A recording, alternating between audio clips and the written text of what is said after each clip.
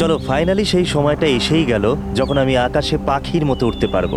Yes, আর তোমার ওরা আমি আমার ক্যামেরায় ক্যাপচার করব। কিন্তু মিস্টার মুক্ত পাখি, খোলা আকাশে এত দূরে উড়ে চলে যেও না যে কোথাও হারিয়ে যাও। ডোন্ট ওয়ারি ম্যাডাম, এমনিতেও রনি স্যার যদি আকাশে হারিয়েও যান তাহলেও মাটিতেই ফেরত আসতে হবে। ওড়ার আগেই তুমি আমাকে নিচে আসার কথা বলছো। চলো, হয়ে গেছি তৈরি। All the best.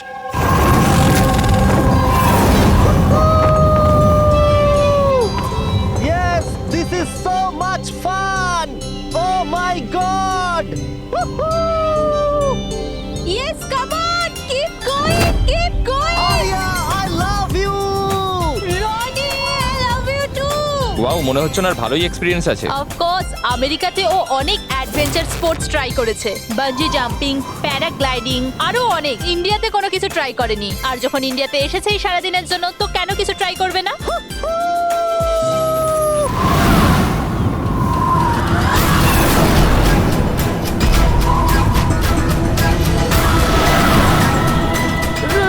রনির কিছু হয়েছে। জন, রনির কিছু হয়েছে, দেখো।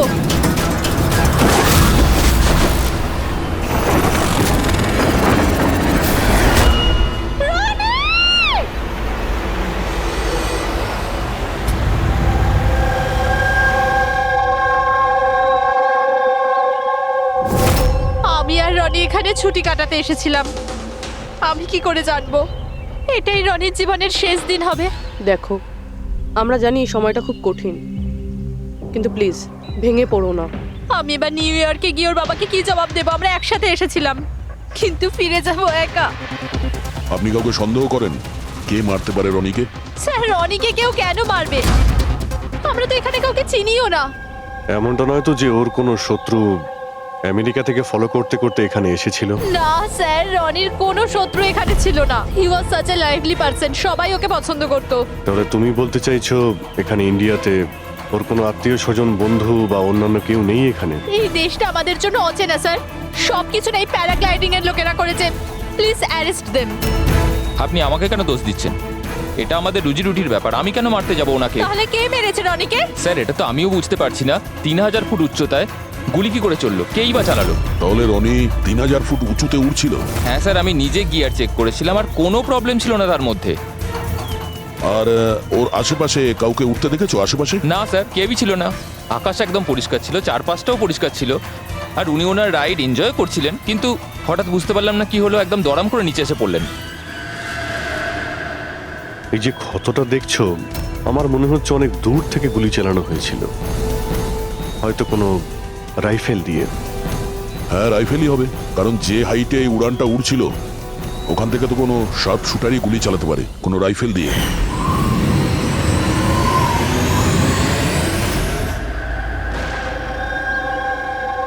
এখানে আশেপাশে কাউকে বন্দুক বা রাইফেল নিয়ে দেখেছিলে কাউকে? এখানে বন্দুক আনা অ্যালাউ নয় স্যার। আপনি আসল বন্দুকের কথা বলছেন স্যার? পুজোর ক্যাপ বন্দুক ফাটানোরও অনুমতি নেই। আপনারা কাউকে দেখেছেন এখানে? না ম্যাম। না তো। না না ম্যাম।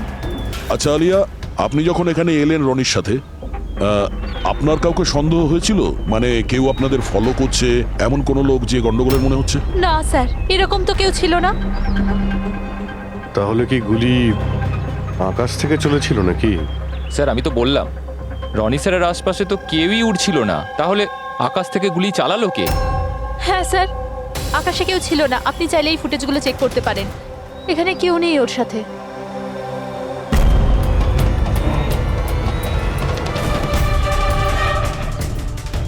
এই ফুটেজে তো রনির আশেপাশে তো দূরে দূরেও কাউকে দেখা যাচ্ছে না। স্যার, নিচে থেকে ওপরে তো কেউ গুলি চালায়নি। ইনি বলছেন যে যখন ও ওপরে উঠছিল কেউ ওর আশেপাশে ছিল না, ওপর থেকেও কেউ গুলি করতে পারবে না। আমার মাথায় এটা ঢুকছে না কে কোথা থেকে গুলি চালালো আর কিভাবে, বুঝতে পারছি না স্যার। অদ্ভুত ব্যাপার তো। ওর কোনো শত্রু নেই, তাহলে ওকে খুন করার জন্য এরকম প্ল্যানিং কে করতে পারে? কেসটা খুব জটিল মনে হচ্ছে। কোনো বাঁকা লোককেই এখানে পাঠিয়ে দিই, বাঁকা প্রমাণ, হয়তো সে কিছু পেতে পারে।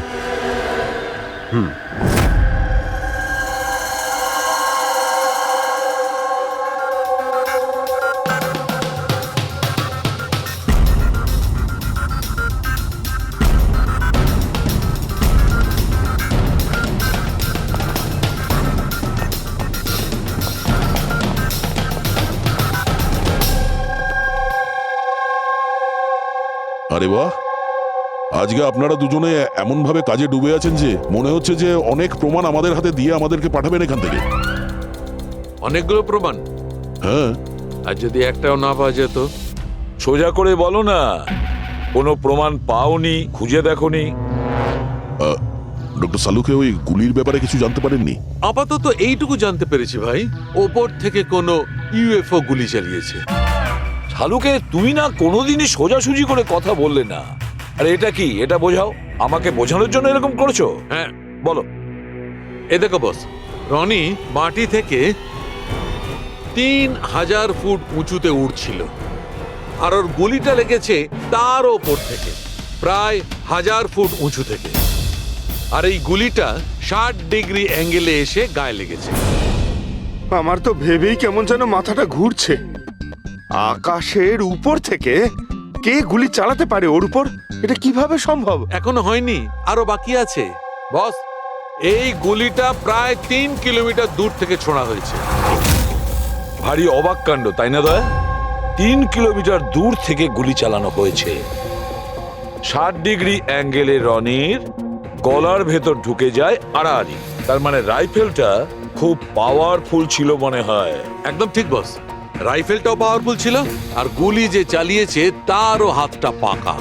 এত উঁচুতে হাওয়া খুব জোরে প্রবাহিত হয়, আর টেম্পারেচারও কম বেশি হতে থাকে। তবুও লক্ষ্যটা মিস করেনি, একদম নির্ভুল পয়েন্টে গিয়ে লেগেছে। গুলি যে চালিয়েছিল খুব পাকা খেলোয়াড়, ডক্টর, সব শুটার। একদম। আর এইরকম শার্প শুটার সহজে তো পাওয়া যায় না যে এই কাজটা করে দেবে। কিন্তু স্যার, আমরা সমস্ত ভিডিও দেখেছি। যখন রনি আকাশে ছিল তখন ওর আশেপাশে কোনো প্যারাসুট বা চপার ছিল না স্যার। আকাশ একদম পরিষ্কার ছিল। সেটাই তো বুঝতে পারছি না যে ওই কিলার কোথা থেকে গুলিটা চালিয়েছিল, অথচ আকাশটা পরিষ্কার ছিল। ও কি মেঘের আড়ালে লুকিয়েছিল? আর স্যার ওই গুলিটার থেকে কি জানতে পারলাম? কিচ্ছু পাওয়া যায়নি পুরবি। আমি ব্যালিস্টিক ডিপার্টমেন্টের পুরো ডেটা চেক করেছি, এরকম গুলির তো কোনো রেকর্ডই নেই। স্যার, এই গুলিটা নিশ্চয়ই কাস্টমে বানানো হয়েছে। হ্যাঁ, নিজের মতন গুলিটা বানিয়েছিল। এমন গুলি যেটা 3 কিলোমিটার দূর থেকে চালানো যায় আর সোজা গিয়ে টার্গেটে হিট করে। আর স্যার, এই গুলিটা যখন এত শক্তিশালী, তো এর রাইফেলটাও বেশ স্পেশাল হবে। হ্যাঁ, এক কাজ করা যাক, গুলিটাকে ব্যালিস্টিক ডিপার্টমেন্টে যাচাইয়ের জন্য পাঠাই, দেখি কি রিপোর্ট আসে। আর সে যেই হোক, এত উপরে চলে গিয়েছিল খুন করার জন্যে, এবার ওকে তো মাটিতে নামতেই হবে।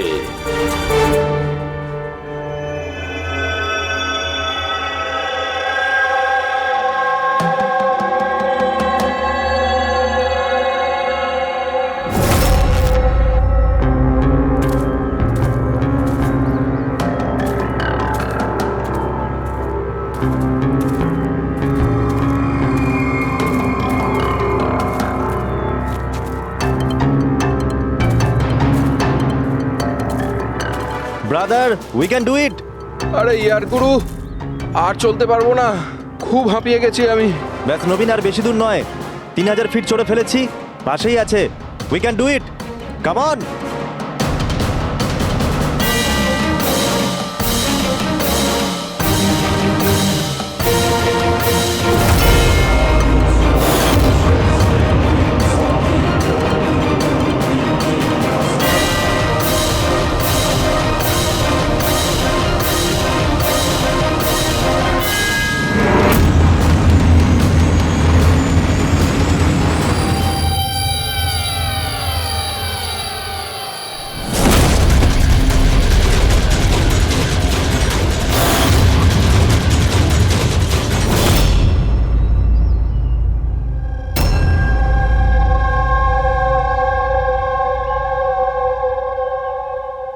এমন মনে হচ্ছে যে রনির মার্ডারের ফটোকপি দেখছি। 3000 ফিট ওপরে ঠিক ওরকমই গুলি মেরেছে, মাথার পেছনে।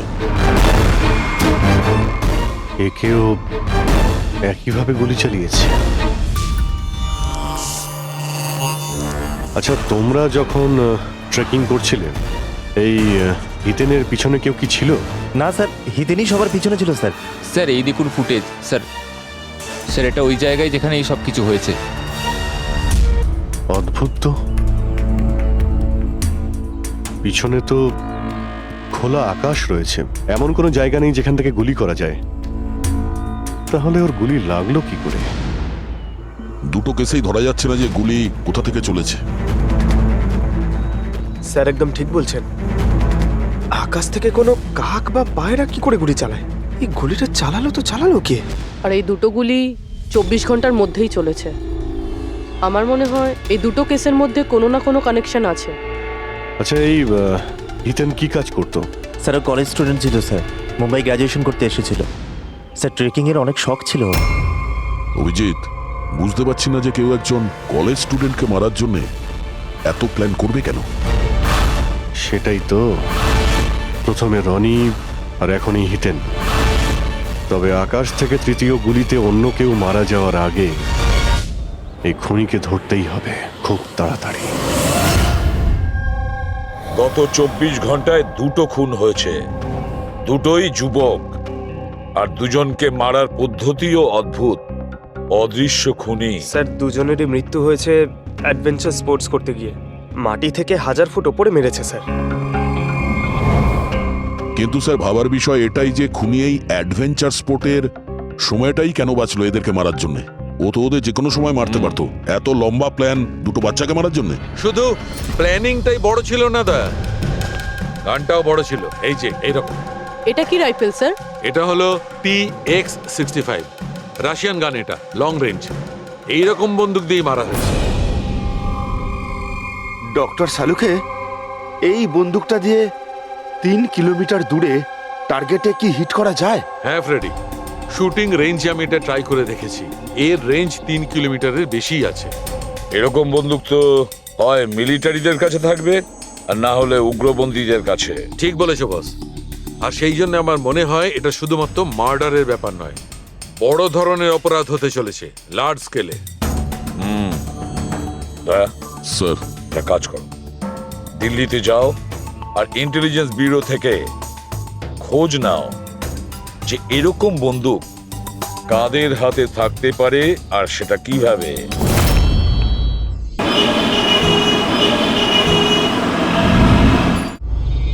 এই সমস্ত খুন এই রাইফেল দিয়েই হয়েছে। আর আপনারা তো জানেনই, এরকম হাই প্রোফাইল রাইফেল তো সবার কাছে থাকে না। আপনি একদম ঠিক বলছেন স্যার। আর যেটা আমাদের দেখা দরকার সেটা হলো এই রাইফেলটা যদি কেউ কিনতেও চায় তাহলে কিনতে পারবে না। এটা একটা কিংবা দুটো পিসে বিক্রি হয় না, বড় অ্যালটমেন্ট হয় এগুলোর। তাহলে কয়েক বছর আগে যে আতঙ্কবাদী হামলা হয়েছিল তার মধ্যে এই ধরনের রাইফেল ইউজ হয়েছিল? হ্যাঁ স্যার। তাহলে আপনাদের কোনো আতঙ্কবাদী গ্রুপের উপর সন্দেহ হয়? আগে হ্যাঁ স্যার, যদি আমাদের সন্দেহ ঠিক হয় তাহলে আমরা জানি যে এর পেছনে ঠিক কার হাত আছে। কার? এই অঞ্চলেই কিছুদিন আগে আমাদের আর্মি অনেক অস্ত্র আটক করেছিল। ওই অস্ত্রের মধ্যে এই রাইফেলটাও ছিল। হ্যাঁ প্রতাপ স্যার, সমস্ত আতঙ্কবাদী মরে গেছে, ওদের মধ্যে একজন পালিয়ে গেছে, তবে আমরা সমস্ত হাতিয়ার আটকে নিয়েছি।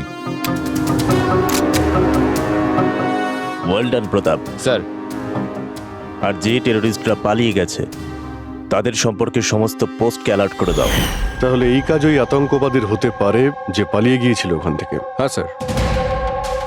আর আমাদের ইনফরমেশন অনুযায়ী এই আতঙ্কবাদী গ্রুপ খুব বড় একটা কিছু করতে চলেছে। বোধহয় এটাই সেটা শুরু। এই দুটো অপরাধ সাধারণ কোনো খুন নয়, এটা নিশ্চয়ই কোনো বড় সড় ষড়যন্ত্র, কোনো দুষ্কৃতী আক্রমণ ঘটতে চলেছে। হ্যাঁ স্যার। আর এই খুনগুলোকে আটকানোর জন্য প্রথমে আমাদের আকাশ থেকে চলা গুলির রহস্য ভেদ করতে হবে স্যার। আর এই রহস্যের কিনারা করার জন্য সবার আগে আমাদের এটা জানতে হবে যে এই আতঙ্কবাদীরা রনি আর হিতেনের মতো সাধারণ লোকের হত্যা কেন করলো।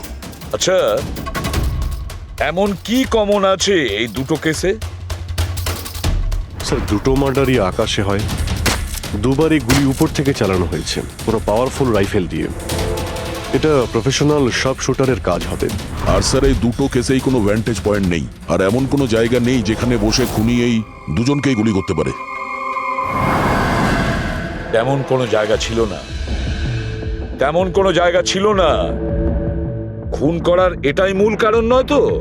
তাহলে স্যার আপনি বলতে চাইছেন যে খুনির কাছে বসে গুলি চালানোর কোনো জায়গা ছিল না, আর ও এটা শিওর হতে চেয়েছিল যে টার্গেট যেন কোনোভাবেই মিস না হয়, সেই জন্যই ও এদের উপরে প্র্যাকটিস করছিল। Exactly Abhijit, exactly. সে গুলি ছোড়ার প্র্যাকটিস করছিল। তার মানে স্যার ওর আসল টার্গেট অন্য কেউ। স্যার যদি কোনো ভ্যান্টেজ পয়েন্ট নাই থাকে তাহলে ও গুলি চালাচ্ছিল কোথা থেকে? পঙ্কজ, উত্তরটা তোমার প্রশ্নের মধ্যেই লুকিয়ে আছে। আচ্ছা এটা বলো, আমরা মানুষ ডানা ছাড়া আকাশে কিভাবে ওড়ে? স্যার এরোপ্লেন বা হেলিকপ্টারের মাধ্যমে। ব্যাস, তুমি তোমার উত্তর পেয়ে গেছো। কিন্তু স্যার ওখানে ওই ক্রাইম সিনে আকাশের ওপর কোনো চপার তো ছিলই না স্যার, না কোনো কেবল কার ছিল ওখানে। তাহলে অন্য কিছু থাকবে, অন্য কিছু থাকতে পারে। অভিজিৎ, ম্যাপটা বের করো, ওই এলাকার চারপাশটা ভালো করে দেখো, দেখো এমন কিছু পাওয়া যায় কিনা। এমন কিছু আছে নাকি যেখান থেকে মানুষ হাওয়ায় উঠতে পারে? জঙ্গল আছে, আর হ্যাঁ, দুটো হট এয়ার বালুন রেঞ্জও রয়েছে। একটু দেখো তো, যেখানে খুন হয়েছিল সেখান থেকে এটা কতটা দূরে? স্যার এই দুটো 60 কিলোমিটার রেডিয়াসের মধ্যে। তাহলে একটা কথা তো কনফার্ম, খুনি ওখানে হট এয়ার বেলুনে বসেছিল আর সেখান থেকেই ও গুলি চালিয়েছিল 3 কিলোমিটার দূর থেকে। স্যার কেউ যদি হট এয়ার বেলুনে চড়তে চায় তাহলে আগে থেকে বুকিং করতে হয়, এমনি কেউ যেতে পারে না। কোনো ব্যাপার না, তোমরা ওই হট এয়ার বেলুনের অফিসে গিয়ে খোঁজ নাও যে এমন কোন টুরিস্ট ছিল যে ওই দুটো দিনে ওই দুটো হট এয়ার বেলুনে ঘুরেছিল। এটা টোটাল 12 জনের লিস্ট আছে যারা সেদিন হট এয়ার বেলুনে বসেছিল। কিছু জন একা বসেছিল, কিছু জন গ্রুপ বানিয়ে বসেছিল। তোমার কি মনে আছে এদের মধ্যে কতজনের কাছে কোনো জিনিস বা ব্যাগ ছিল? বা কোনো সন্দেহজনক কাউকে দেখেছো? না, বদমাস তো কাউকে লাগছিল না, কিন্তু একজন বয়স্ক আন্টি ছিলেন, পিঠে একটা ব্যাকপ্যাক ছিল আর চোখে চশমা আর মাথায় টুপি পরেছিলেন। হ্যাঁ, আমরাও অবাক ছিলাম যে এই বয়সে এই সব ট্রাভেলিং এর ইচ্ছা। আর যখন ফটো তোলা হচ্ছিল উনি লজ্জা পাচ্ছিলেন আর নিজের মুখ লুকোচ্ছিলেন। রবি, এই বয়স্ক আন্টি শার্প শুটার শুনে একটু অদ্ভুত লাগছে না? হ্যাঁ স্যার, আমি এখানে পাইলট। 25শে ফেব্রুয়ারি স্যার সব মিলিয়ে আমি 6 জনকে এয়ার বেলুনে চাপিয়েছি স্যার, আর 2 জনকে দিনের স্যার। আচ্ছা, তাদের মধ্যে কেউ মানে গন্ডগোলের লোক মনে হয়েছিল, কিংবা যার কাছে কোনো জিনিসপত্র ছিল? স্যার এরকম তো কেউ ছিল না। হ্যাঁ, একজন বয়স্ক মানুষ ছিল, জানি না কারো বারবার চিৎকার করছিল। হয়তো ওর মুড খারাপ ছিল বা খিটখিটে ধরনের ছিল। ওনার হাতে কোনো কিছু ছিল? জিনিস তো ছিল না। হ্যাঁ, একটা লাঠি নিয়ে হাঁটছিল। লাঠি নিয়ে হাঁটছিল? হেই, তোমাদের সাহস কি করে হলো আমার ছবি নেওয়ার, আমাকে জিজ্ঞেস না করে? কিছু ভদ্রতা আছে না নেই? ওরাও ওগুলো ওরাও। আচ্ছা, ফটো তোলার জন্য রেগে গেছিল? কি অদ্ভুত ব্যাপার, তাই না স্যার? লোক হট এয়ার বেলুনে তো প্রতিদিন বসে না, তাই না? তারা নিজেরাই ফটো তুলতে চায় যাতে এই স্মৃতিকে তারা সারা জীবন রাখতে পারে। আর কোনো বিশেষ কথা মনে আছে ওর ব্যাপারে? স্যার জানি না বলাটা ঠিক হবে কিনা। না না, বলো, যেটা মনে আছে খুলে বলো। ওনাকে হাঁটতে দেখে মনে হচ্ছিল না যে ওনার লাঠির প্রয়োজন আছে, কিন্তু তাও উনি লাঠি নিয়েই চলছিলেন। আচ্ছা,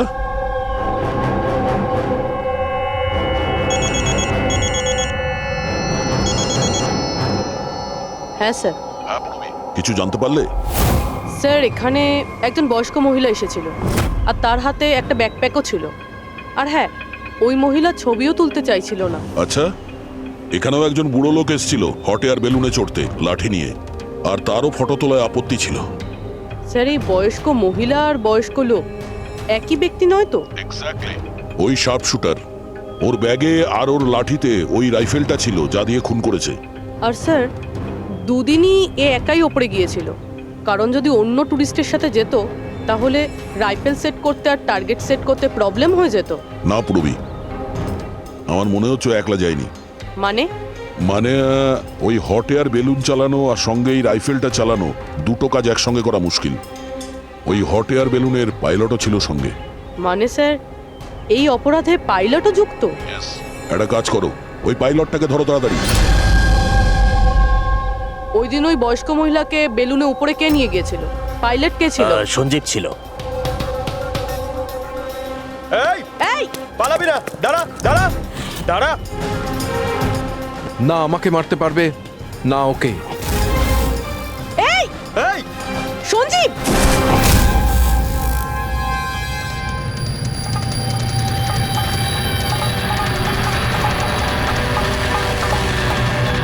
আরে তো প্রাণ দেওয়ার জন্য একদম তৈরি ছিল। এটা কোনো ছোটখাটো মার্ডার নয় পঙ্কজ, অনেক বড় মিশন। যদি তাড়াতাড়ি আটকানো না যায় তাহলে বড় সড় বিপদ হবে। আচ্ছা গীতা, 24শে ফেব্রুয়ারি যে লোকটা গ্রুপে যেতে চাইছিল না, একলা যেতে চাইছিল, ওর পাইলট কে ছিল? কে নিয়ে গেছিল? সোলো ট্রাভেলারকে তো দিনেশ নিয়ে গিয়েছিল। অদ্ভুত ব্যাপার দিনেশ, এতক্ষণ ধরে চুপ করে আছো, কিছু বলছো না কেন? তোমরা আমাকে ধরতেই পারবে না।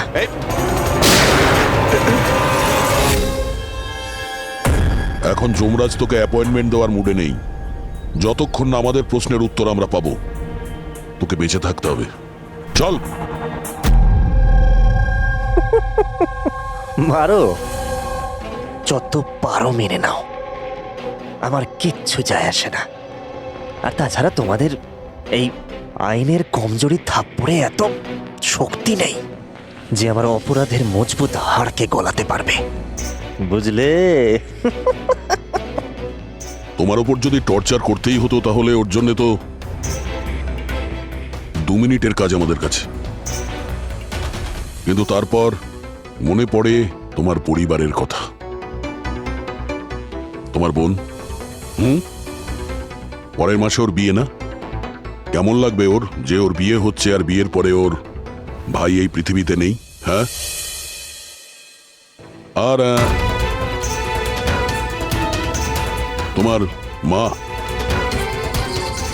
প্রত্যেক মাসে খরচার জন্য টাকা পয়সা পাঠাও না? তোমার মৃত্যুর পর কে খেয়াল রাখবে তার? কিছু ভেবেছো এ ব্যাপারে? হ্যাঁ, না।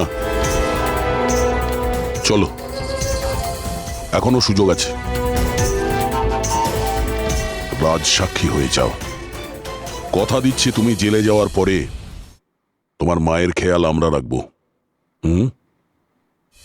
সত্যি? মানে পুরো খেয়াল রাখবে? পুরো খেয়াল? হ্যাঁ, তোমার মায়ের পুরো খেয়াল রাখা হবে। তুমি শুধু এটা বলো কার জন্য কাজ করো। তোমার বসের নাম কি? বলে দেবো? সত্যি বলে দেবো? হ্যাঁ বলো। আমি যার জন্য কাজ করি না, যে আমার বস স্যার, তার নাম হলো এসিপি প্রদ্যুম্ন।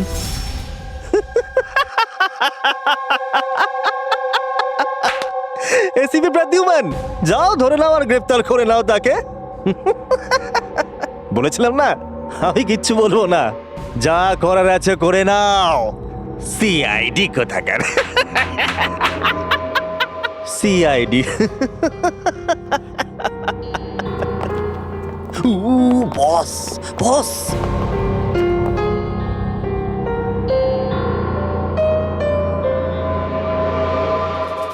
কোনো ব্যাপার না, কিচ্ছু বলতে হবে না। এখন না তোমাকে কিছু জিজ্ঞাসা করব, কিছু বলার জন্য তোমাকে আমরা জোর জবরদস্তিও করব না, কিচ্ছু করব না। শুধু একটাই কাজ করব, আমরা তোমাকে ঘুমোতে দেব না। শুতে দেবেন না? এমনিতেও আমি জেগে থাকলেও আমি আপনাদের কিছুই বলবো না। কোনো প্রয়োজন নেই, কিচ্ছু বলো না, কিন্তু আমরা শুতে দেব না তোমাকে। ওকে ভাই দয়া, আমি এটা শুনেছিলাম যে মানুষ কোনো কিছু না খেয়ে অনেক দিন সার্ভাইভ করতে পারে, কিন্তু না ঘুমিয়ে কত কষ্ট হবে এই বেচারার। তোর বাঁচাটা খুবই মুশকিল, আমি এসব দেখতে পারবো না।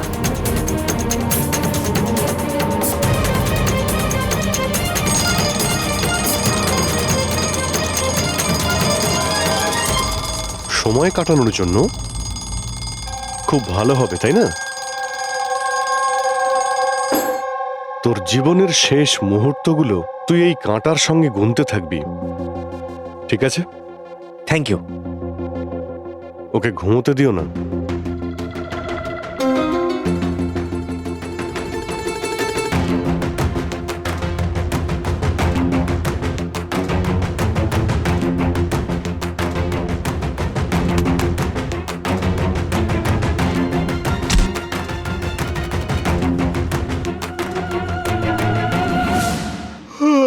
ফ্রেডি স্যার, আরে কোথায় আছেন আপনি?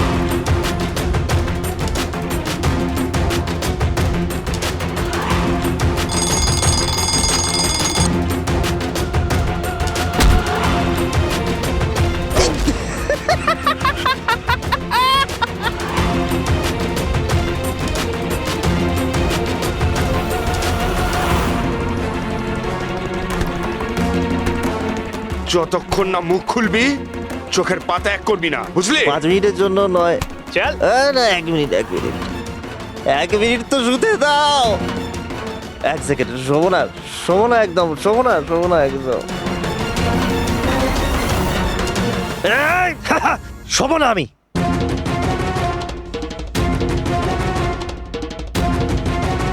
এবারও ভেঙে পড়বে।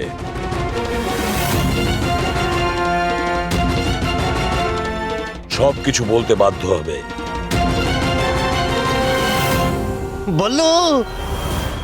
বললো তুই শুবি না, ওঠ।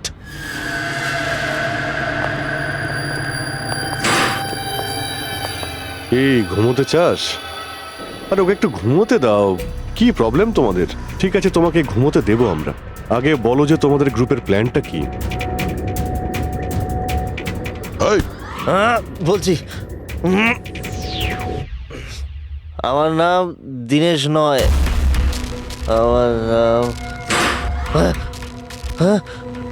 আমার নাম বল্লু। দীনেশ নয় আমার নাম। আর আমাকে স্পেশালি এই মিশনের জন্য তৈরি করা হয়েছিল। আর যে 2টো মার্ডার হয়েছিল না, ওটা প্র্যাকটিস ছিল। আমাদের আসল মিশন হলো ওকে মারা। আর ওই যে ওকে কি যেন নাম, স্টিভ মার্টিন। ওই শান্তির দূত যে সম্প্রতি ভারতবর্ষে এসেছে দেশে শান্তির বার্তা নিয়ে, যাতে সমগ্র বিশ্ব এই বার্তাকে সমর্থন করে, যাতে উগ্রপন্থীরা শেষ হয়। এসিবি, আমরা চাই না যে আতঙ্কবাদ কখনো শেষ হোক। আর স্টিভ মার্টিন তো মরবেই, তোমরা কিচ্ছু করতে পারবে না। আর আর যদি তোমরা বাঁচিয়েও নাও না, আমরা স্টিভ মার্টিনকে খতম করে দেবো একেবারে। আমাদের যে শার্প শুটার আছে না, একদম পাক্কা নিশানা তার। কোথায় মারবে ওকে আর কখন? বল। ও যখন কনফারেন্সে ভাষণ দেবে না, ওটাই সব থেকে সঠিক সময়। ওটাই সব থেকে সঠিক সময় হবে। ওই সময় ওর আশেপাশে কোনো সিকিউরিটি থাকবে না। আর যে কনফারেন্সটা আছে না, ওটা বিল্ডিংয়ের ছাদেতে হবে। তো ওই হট এয়ার বেলুনেতে আমাদের শার্প শুটার যাবে আর ওখানেই গুলি মারবে। কনফারেন্স ঘন্টাখানেকের মধ্যে শুরু হবে। এখন তাড়াতাড়ি ওখানে আমাদের পৌঁছতে হবে। আরে তোমরা যতই চেষ্টা করে নাও, বাঁচাতে পারবে না ওকে। আর হ্যাঁ, তোমরা যদি বাঁচিয়েও নাও না, তাহলে আমরা আবার প্ল্যান করব, দ্বিতীয়বার মারবো। কে মারবে? কিরকম দেখতে ও? আরে আমি ওর মুখ দেইনি এখনো পর্যন্ত। যখনই আসে ছদ্মবেশে আসে। তোমরা কি একে হসপিটালে নিয়ে যাও তাড়াতাড়ি। স্যার, আমরা কি হট এয়ার বেলুনটা আটকাতে পারি না যতক্ষণ এই কনফারেন্স শেষ হচ্ছে? না ফেডরিক, এই সব কিছু বন্ধ করা যাবে না। আজকে আটকালে কালকে অন্যরকম প্ল্যান করবে। আজকের প্ল্যান আমরা জানি, আজই ওদেরকে ধরবো।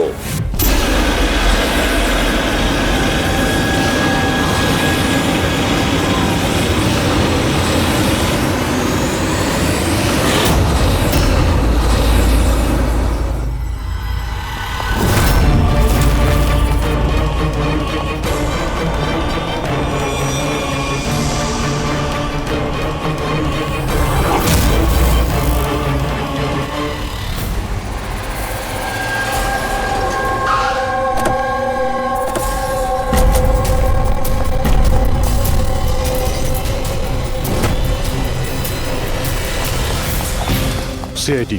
মিস্টার স্টিভ মার্টিন কোথায়? ওপরে কনফারেন্স রুমে। ওর কাছে নিয়ে চলুন, আসুন। তাড়াতাড়ি। তাড়াতাড়ি।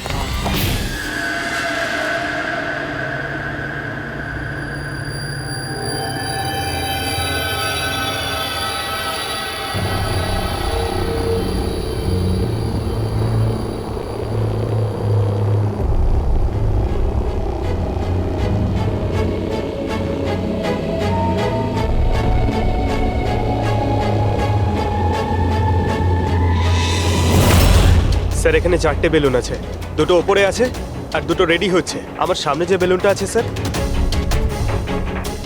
ওতে একটা কাপল আছে আর ওই ছেলেটার কাছে ব্যাকপ্যাক আছে। নজর রাখো ওদের উপরে। কারা কারা আসছে, কারা কারা যাচ্ছে, সবাইকে ফলো রেখো, ওকে?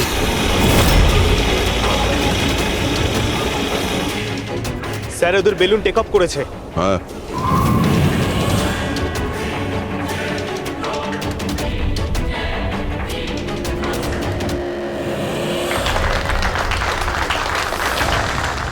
এই দুনিয়াতে টেরোরিজম কেন আছে, এই প্রশ্নটা আমাদের জানা দরকার। আর এই টেরোরিজম তখনই বন্ধ হবে যখন সব দেশ একসাথে ভাই ভাই হয়ে থাকবে। টেরোরিজমকে আমাদেরকে গোড়া থেকে উপরে ফেলতে হবে।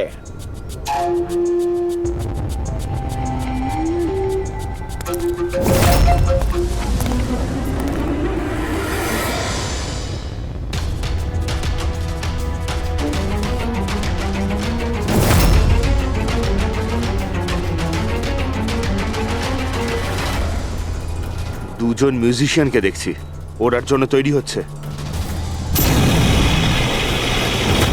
ওদের হাতে গিটারের ব্যাগ আছে। এবার এটা বলা খুবই মুশকিল যে ভেতরে গিটার আছে নাকি গান।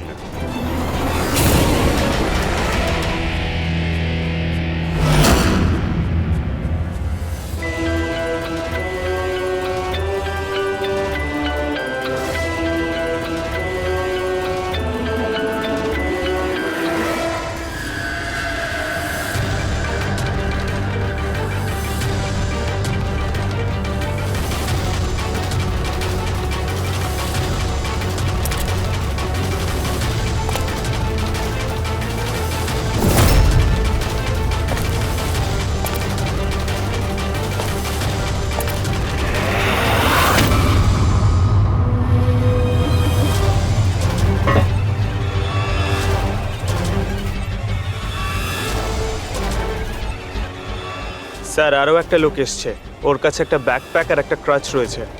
অপেক্ষা করা যাক।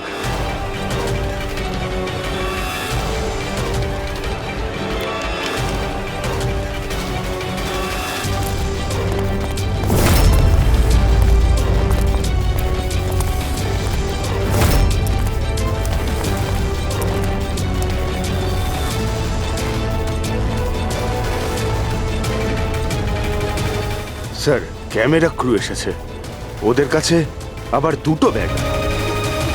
Camera crew?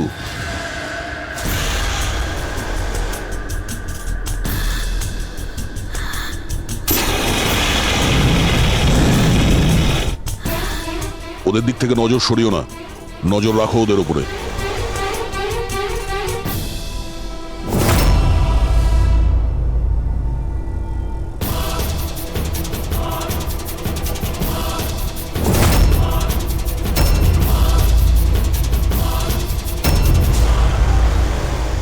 স্যার এখানে তো অনেক বেলুন উঠছে। সুইসাইড বম্বিং কি এটা? কেউ নিজের খুশিতে নিজের প্রাণ কি করে দিতে পারে? জীবন precious. Oh no, we need to respect এতগুলো বলুন, এর মধ্যে আমরা যেটা খুঁজছি সেটা কোনটা? মনে হচ্ছে ছদ্মবেশে এসছে, মুখ দেখে গন্ডগোলের মনে হচ্ছে।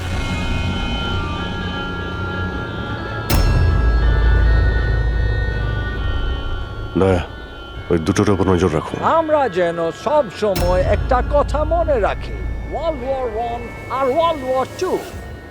এটা তো গিটার। হচ্ছে কি এখানে? উপরে গিয়ে এরা মিউজিক বাজাবে নাকি? বাকি সমস্ত বেলুন তো চলে গেছে, একটাই আছে। মানে স্যার খুনি এই বেলুনের মধ্যেই রয়েছে? Wait and watch. মানে স্যার, খুনি এই বেলুনের মধ্যেই রয়েছে? এরা তো নিজেদের জায়গা থেকে নড়ছে না। Camera crew. স্যার, এ কোথায় গায়েব হয়ে গেল?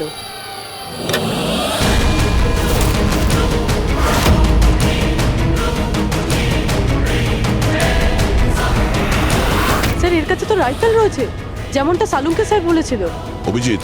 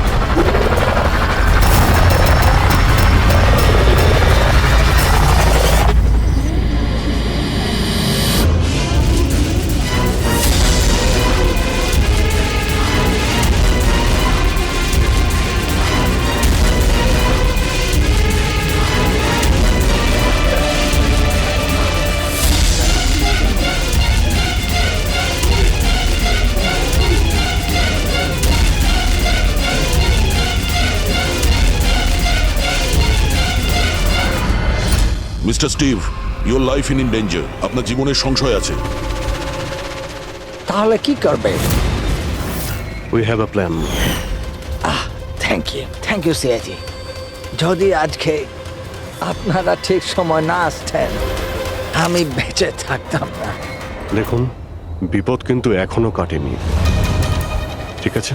এখনো খুনিকে ধরতে পারেনি, সেই জন্য be safe, be careful. Okay Freddy, Pankaj, ওই বেলুনে নজর রাখো, চোখের বাইরে যেন না যায়। হ্যাঁ স্যার, আমরা বেলুনটাকে ট্র্যাক করছি।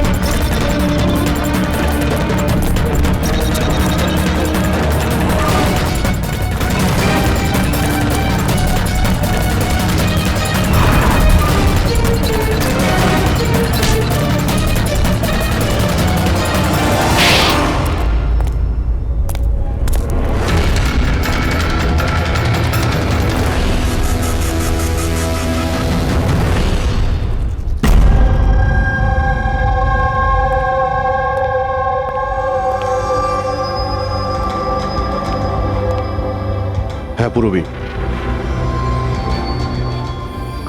Good job, congrats. ওরা ধরা পড়েছে মিস্টার অভিজিৎ? হ্যাঁ, খুনি ধরা পড়ে গেছে। Yes, well done. সিআইডি অনেক বছর ধরে এই দেশের সেবা করে চলেছে, আর আজকে আরেকবার আপনারা একটা ভয়ঙ্কর টেররিস্টকে ধরেছেন। আজ আমরা একজনকে ধরেছি, এরপরে পুরো গ্রুপটাকে ধরে ফেলবো। Mister Steve, we are very proud of you. এই সমাজে আপনার মতো মানুষদেরই দরকার, যারা আপনার মতো সাহসী আর সৎ।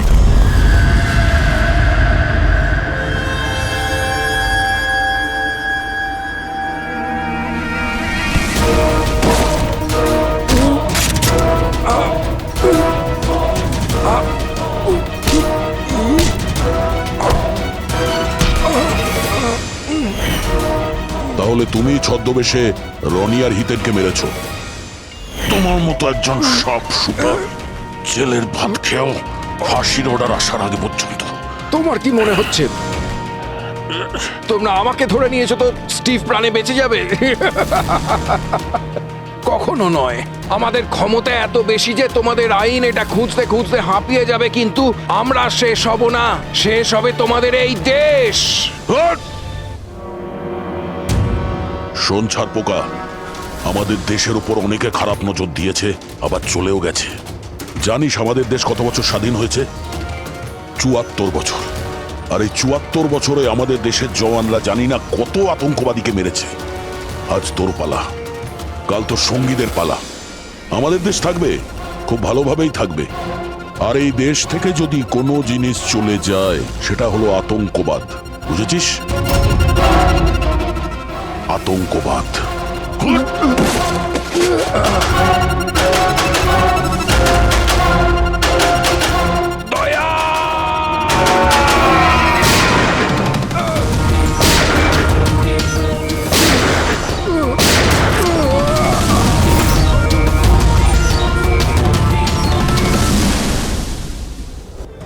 আতঙ্কবাদী পিঠেই গুলি মারবি, আমরা এখানে গুলি খাই, এখানে।